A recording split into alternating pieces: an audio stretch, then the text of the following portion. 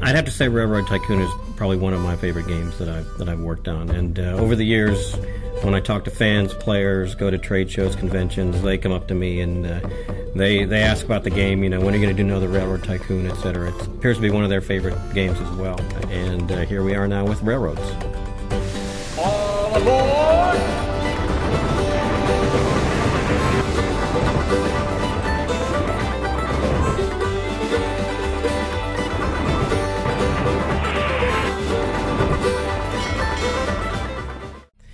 Just so happened a little while back I was over in Germany and I went to a really incredible place called Miniature Wonderland, where they have, I think, the world's greatest model railroad setup. It's just humongous. They've got a place where they have American trains, European trains. It's just an incredible place. And that again reminded me of how much fun model railroads could be. And I kind of started thinking about maybe it is time to readdress and come back to Railroad Tycoon. So I talked to the folks at Take-Two, our publisher, and they were really excited about the idea. So I went into my office and closed the door and started to put together a little prototype, this time in 3D with all sorts of cool graphics of what a railroad game might look like for the 21st century. And it just was a whole lot of fun to play. The beauty of this game is that this was a time we didn't have many artists available, but Sid really had this desire to make this prototype. So he said, okay, well, give me a copy of 3D Studio Max and show me how to use it and let me get started. And it literally went back to the way he used to work 20 years ago, where he made his own art and he stuck it in the game. And so it was this amazing little, I mean, if you consider it as programmer art, it's an amazing little world that he created. Anybody else looks at it and they're like, oh boy, that's a little interesting. But obviously, you look at that and you say, okay, this is fun. What can we do to take that fun and bring it into the 2006 time frame? And I think that's what the guys did. I mean, they looked at it and they said, wow, we're going to clean this up, and they turned it into something that's just gorgeous. I think Civ 4 picked up on the pirates' colorful, vibrant world and kind of took it another step forward. With those past two titles, since we've gone 3D and we've got more power graphics-wise than we ever had before, Civ was dealing with a lot of the same things that we deal with in Railroads. There's a lot of stuff on screen. There's a lot of stuff to manage. So I think we took that same mold that they used in Civ in a lot of ways and then dialed it up a notch. It was definitely the goal to make this probably, the best-looking game we've done yet.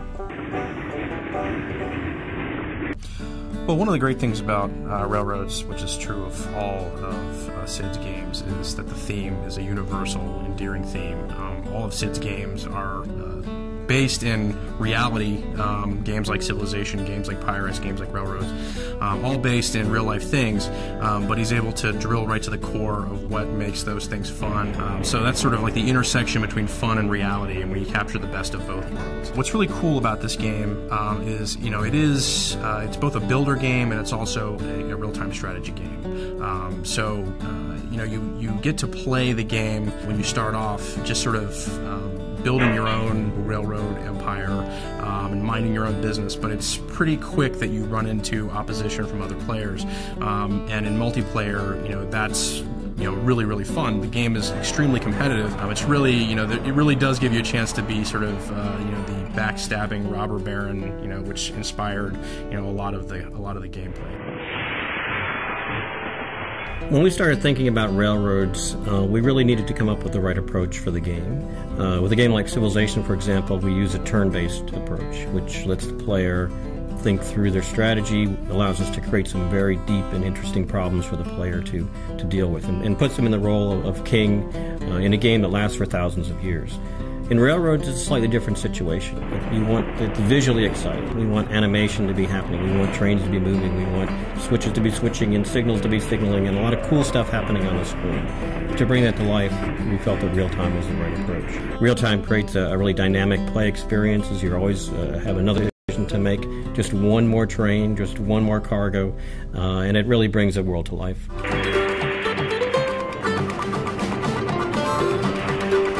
Everyone says that the Sid Meier games have the one more turn addictive nature, and I think this game, instead of one more turn, it's one more year, one more train, one more events. You start getting into all the more intricate strategies and realize, wow, is it 3 o'clock in the morning already? It was easy to get into and start playing, but before you know it, you've spent several hours just having a great time playing.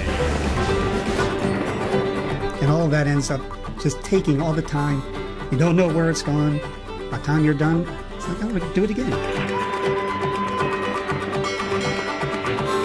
I think that it just fits the bill. If you're a Firaxis fan or a Sid Meier fan, just like a Sid fan, you're going to feel right at home.